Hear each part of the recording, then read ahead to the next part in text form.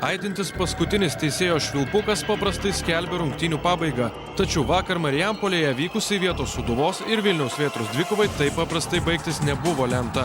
Po antrojo pratęsimo sostinės komandos futbolininkai aikštę paliko džiaugdamiesi pergalę. Tačiau persirengimo kambaryje tiek nugalėtojus, tiek Sūduvos ekipos žaidėjus pasiekė žinia, jog reikės mušti 11 metrų baudinių seriją. Pirmasias rungtynes Vilniuje klubai sužaidė lygiosiamis 1-1. Vakarykščiame mače ekipos taip pat išsiskyrė taikiai 2-2. Pagal UEFA reglamentus į sekantį etapą keliauja daugiau įvarčių svečiuose įmušusi ekipa. Tuo metu LFF nuostatose pažymima. Po 2 rungtynių bendram rezultatui esant lygiam, į sekantį etapą pereina komanda pasiekusi daugiau įvarčių išvykoje. Tačiau ši taisyklė taikoma tik rungtynių pagrindinio laiko metu. Abiejų rungtynių rodikliams esant lygiems, varžybos pratęsiamos 2 kėliniai po 15 minučių. Esant lygiam rezultatui mušami 11 metrų baudiniai. Tačiau rungtynių teisėjai ir komisarai šią taisyklę prisiminė mačui pasibaigus. Man buvo irgi surprizas, nes Europoje visur skautas. Ta komanda, kuri įmuša svečiuose daugiau įvarčių, esant rezultatui lygiam ir jie papuola kitą etapą. Pas mus pasirodo kitaip. Tai sunku pasakyti gerai, kad žaidėjai namo nebuvo dar išėję, o tik tais rūbiniai. Tai. Vilniaus Vėtros strategas Virginijus Liupšys sako, kad tokia situacija žaidėjų suglumino, tačiau su psichologiniu faktoriumi pavyko susitvarkyti. Buvo labai sunku, kada jau galvoju, kad tu išėjęs, kada jau finale ir reikia sugrįžti atgal ir prisiversti mušti 11 metrų baudinius. Tačiau su pirma noriu vyram padėkoti, kurie, aš galvoju, kad tos rungtynės jos tikrai užgrūdino dvigubai. Federacijos tinklapyje pasirodė pranešimas, kuris neva paaiškina situaciją, tačiau ten galima rasti tik citatą iš LFF taurės nuostatų. Žinokit, sakau, kas yra lff.lt, tai žinokit, visa tai ir yra pilna informacija. Bet apie vėlavimą ten nieko nerašoma? Apie vėlavimą nieko nerašoma. O kodėl taip galėjo atsitikti, ar žinote?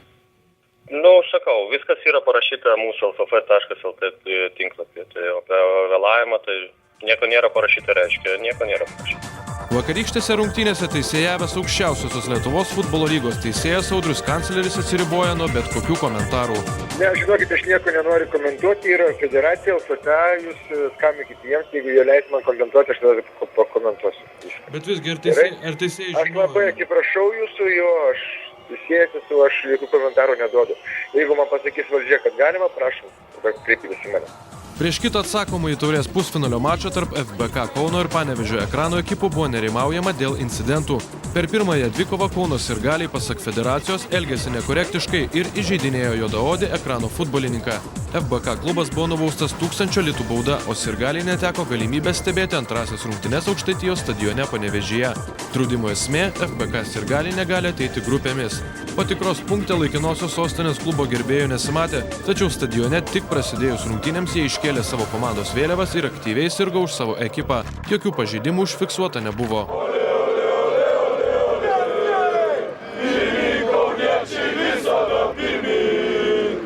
Rungtynės baigėsi Ekrano pergalė, į taurės finalą panevėžiečiai keliauja nugalėję 2-0.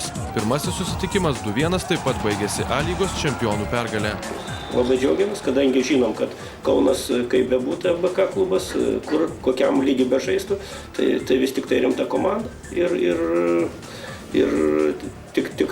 tikrai buvo lygiaverčių varžovų dvikova.